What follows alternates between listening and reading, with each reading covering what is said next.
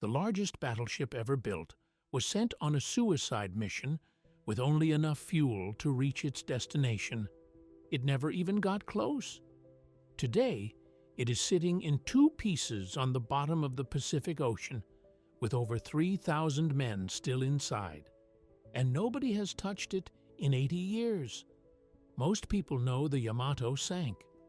What I want to know is why it was sent in the first place, what actually happened when it got there, and why nobody has ever gone back.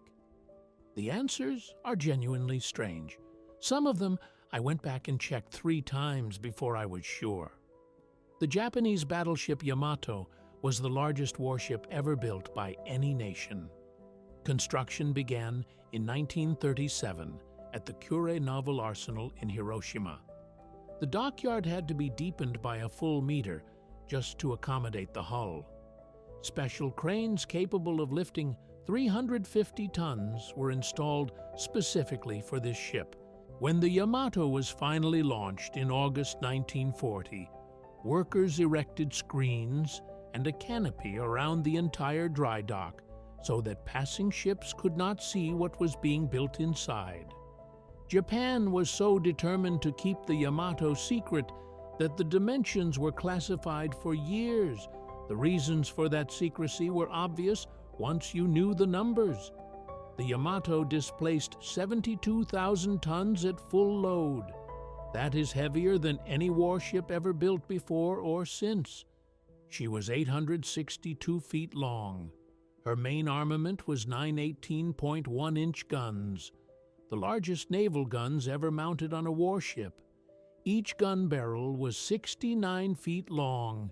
Each shell weighed 1,460 kilograms.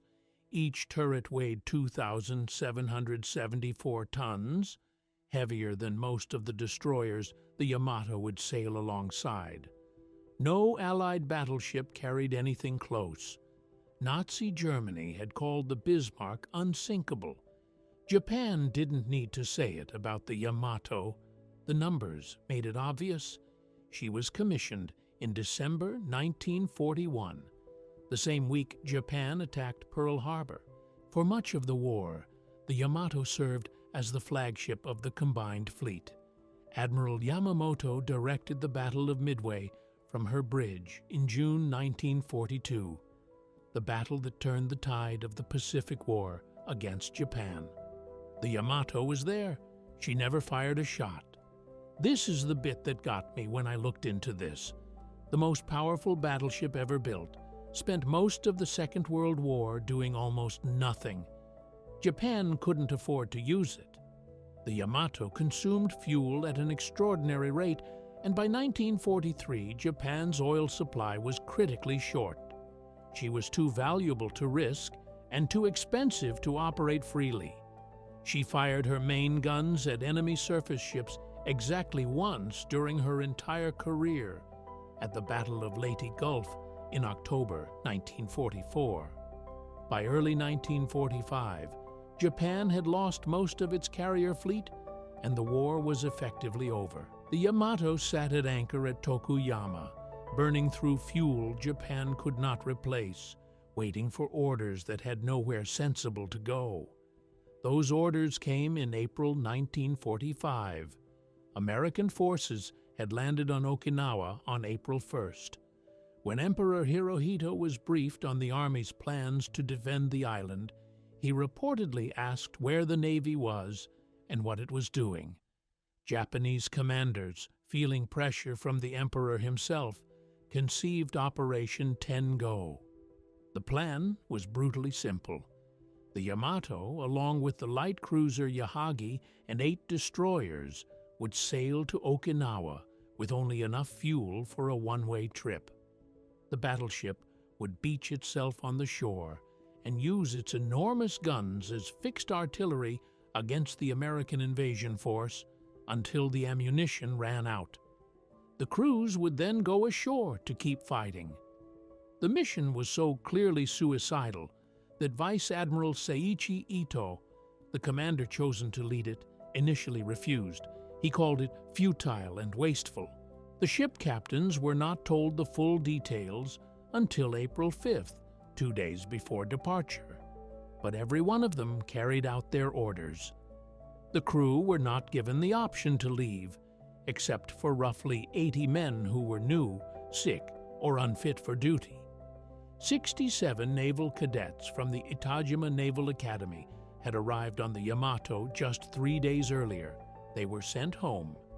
At 3 p.m. on April 6, 1945, the Yamato and her escorts left Tokuyama.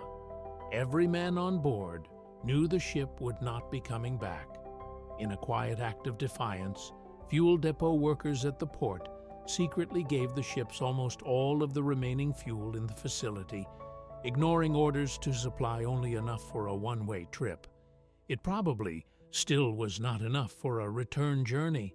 American submarines spotted the Japanese force almost immediately as it passed through the Bungo Strait. Contact reports reached Vice Admiral Mark Mitcher, commanding Task Force 58, the American fast carrier force. Mitcher had 15 carriers and nearly 900 aircraft at his disposal. Admiral Raymond Spruance briefly considered sending 6 fast battleships to intercept the Yamato in a surface engagement. In the end, the decision was made to send the aircraft. The battleships were not needed. On the morning of April 7th, American search planes found the Japanese fleet. The attack came in waves beginning at 12:37 p.m. Nearly 400 aircraft in total. Fighters, dive bombers, torpedo planes. The Yamato had 6 fighter aircraft as air cover.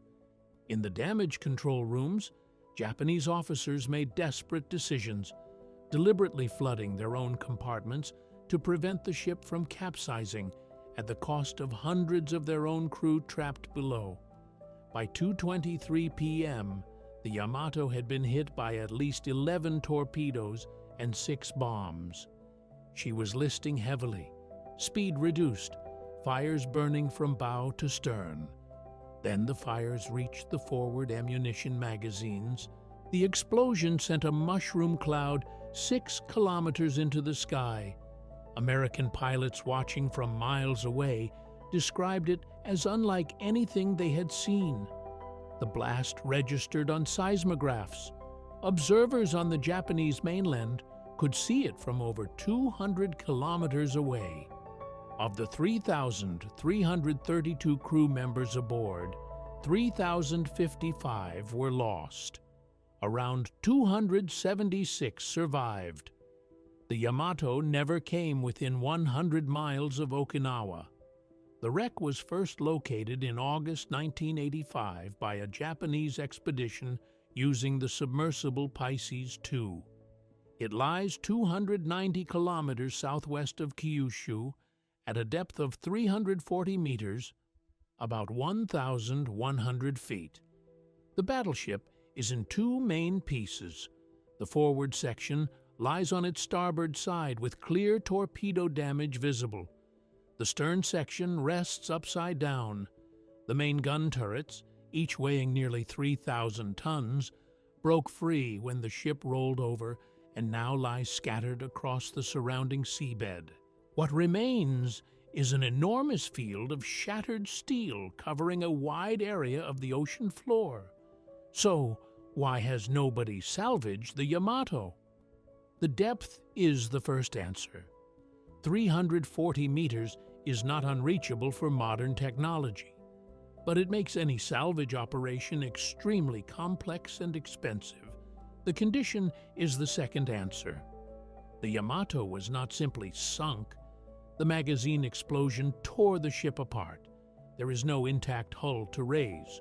A business group in Kure announced plans in 2009 to raise the main gun turrets and the forward section, and estimated the cost would run into billions of yen. Nothing came of it. The technical difficulties were simply too great. But the third reason is the one that settles it permanently. Over 3,000 men are still inside the Yamato.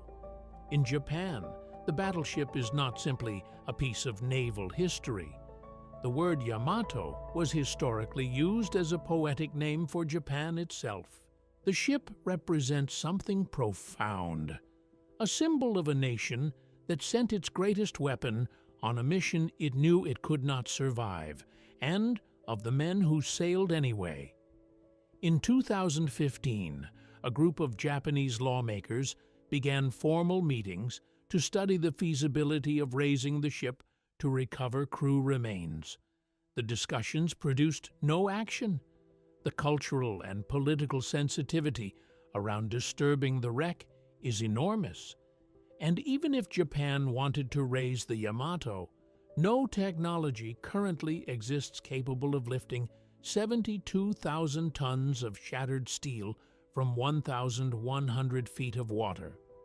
The Yamato is not sitting there waiting to be raised. It is in pieces, scattered across the ocean floor, held together by nothing. The largest battleship ever built.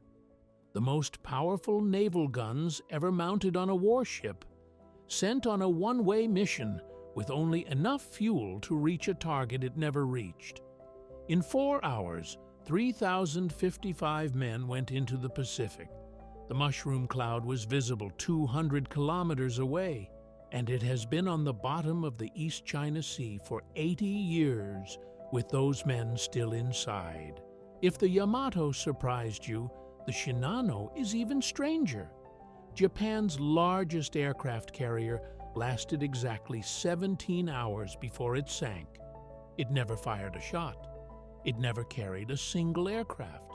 That video is on screen now.